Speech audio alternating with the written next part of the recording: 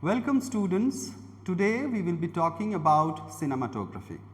Cinematography is a very important aspect of cinema as well as video production. Today we will be talking about one of the most important element of cinematography, which is lighting. When we talk about lighting, there are three aspects of lighting that we have to keep in mind. The first is of course the light, but before we talk about the light, we talk about the stands in which the lights has to be placed, because they are of very importance and vitality in our production, because because these stands are very important in the whole lighting structure. We also talk about the different kinds of lights, but especially we talk about the LED lights, because those are the lights that have revolutionized filmmaking both at the low budgets as well as in multi-million-dollar productions. We also talk about the very importance of LED light, and we talk about the color balance, we talk about the different kinds of Kelvin scales, and we finally talk about how to shape the light. And in order to shape the light, we use a lot of different kinds of modifiers. So, while talking about the lights, we will also talk about the different kinds of modifiers by which we shape the light. So, when we talk about the architecture of the stands that we are about to start with, we talk about the two major kinds of stands or light stands. The first stand that we will be talking about is the C stand or the century stand. This is a very specific kind of stand which is used in most productions on cinema as well as in other areas. A C stand is a specific kind of stand which used a staggered leg structure, which can be used in a way where different kinds of light stands can be stacked together. This is also a very sturdy stand which can take large weights. And apart from the C stand, we also have a lot of lightweight kit stands. The kit stands are something that we use for its mobility. The kit stands are mostly used in documentary filmmaking as well as in run and gun style of video production. The robust stability of the C stand and the mobility of the kit stands are two major elements that we use in the light stand structure. Now, let us come to the LED light systems. The LED light is based on a particular technology that is based on light emitting diode, or what we call LED. The importance of LED light is its versatility. When we used to make films in the past, we used tungsten lights and lights which used heat to produce temperatures and lights, but those lights are cumbersome. In today's time, the LED light has revolutionized as well as made lighting equipments much cheaper, much affordable, as well as something that can be used in a variety of conditions. The first thing that LED light makes us do is to control the color temperature or the Kelvin scale of the light, which involves the control of the color that the light emits or produces. For example, if you talk about the daylight, we talk about a color temperature which can be measured in 5700 Kelvin. Similarly, blue moonlit light can be measured in say 6700 Kelvin. So, when we talk about LED light, one of the major advantage of using LED light is to control that color temperature of the light.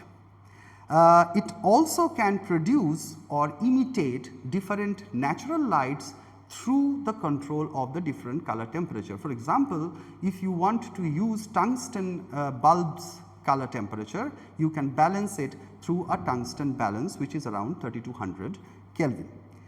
LED lights can also be used to produce different colors which are of utmost importance when you try to create different kinds of psychological as well as narrative effects while making films. So, we have lights which can produce different effects, different kinds of color of lights which can be used or which are used in general real life conditions. We also have cobe lights which are specifically important for affect lighting. Now, let us come to the third element, which is one of the most neglected part of the lighting fixture, which are the modifiers. What are the modifiers? They are used to shape the light in different ways depending upon the kind of story and the kind of content that you want to produce.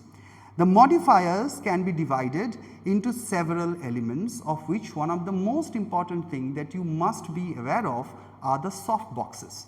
What are the soft boxes? The soft boxes are used to produce light at a larger scale and at a softer intensity.